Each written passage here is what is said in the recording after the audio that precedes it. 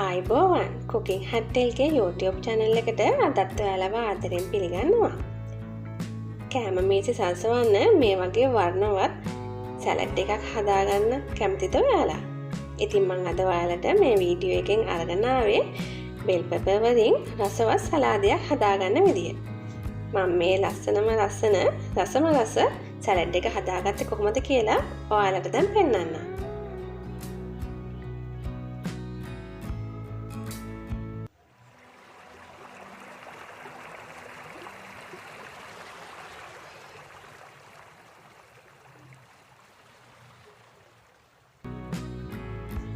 මේ තියෙන්නේ මම සැලඩ් එක හදාගන්න ගත්ත දේවල්. රතු, කොළ, කහ කියන පාට තුනේම මම බෙල් පෙපර් අරගෙන තියෙනවා.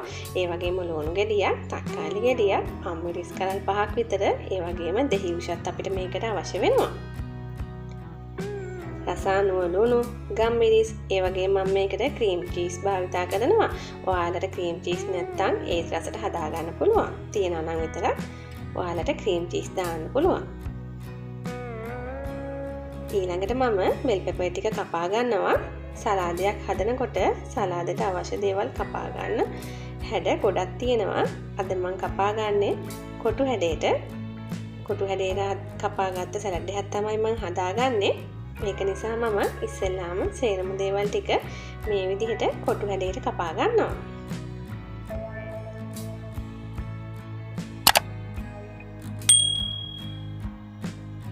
අපි පුරුදු වෙලා තියෙන පිපින්න සලාදයට වඩා වෙනසක් එකතු කරලා හදාගන්න පුළුවන්. මේ බෙල් පෙපර් සලාඩ් එක හදාගත්තොත් කෑම මේසෙත් වර්ණවත් වෙනවා. මේ විදිහට මම දැන් සේරම ටික කොටු කපා ගත්තා.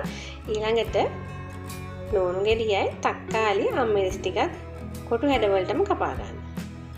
හරිම ලේසි, ඉක්මනින්ම හදාගන්න පුළුවන් මේ සලාඩ් එක.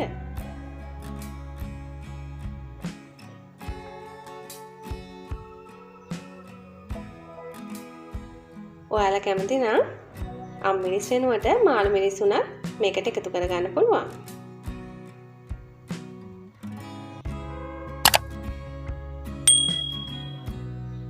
දැන් සේරම අමුද්‍රව්‍ය ටික කපාගෙන ඉවරයි.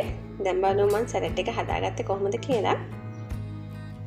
මුලින්ම කපාගත්ත ලුණු ටික, ඒ වගේම අම්මිරිස්, තක්කාලි ටික තමයි අපි එකතු කරගන්නේ.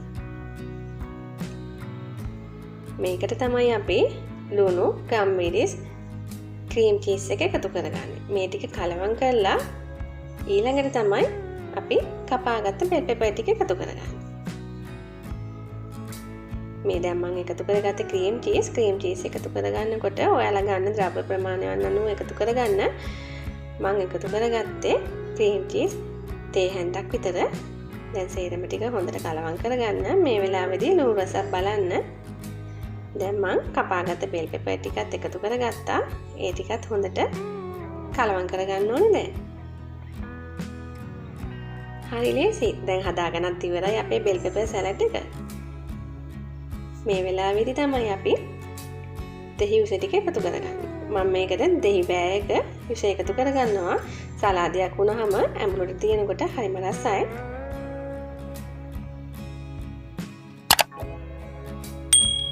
මම මුලින් සඳහන් කළා වගේ ඔයාලට මේකට මාළු මිරිස් උනත් එකතු කරගන්න පුළුවන්.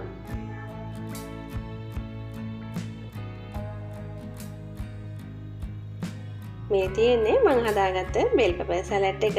හරිම ලස්සනයි, ඒ වගේම රසයි. ඔයාලත් try කරලා බලන්න මේ බෙල් පෙපර් සලාඩ් එක. අමුද්‍රව්‍ය සංග්‍රහ කරනකොට කෑම මේසේ හරිම ලස්සනට තියේවි මේ වගේ වර්ණවත් සලාඩ් එකක් හදාගත්තොත්. ඉතින් හැමදාම වගේ අදත් ආරාධනා කරනවා අපිත් එක්ක දිගටම එකතු වෙලා ඉන්න කියලා. මේ වීඩියෝ එකට ඔයාලා කැමති නම් ලයික් එකක් දාලා කමෙන්ට් එකක් දාන්නත් අමතක කරන්න එපා. ඔයාලා හැමෝටම සුබ දවසක්.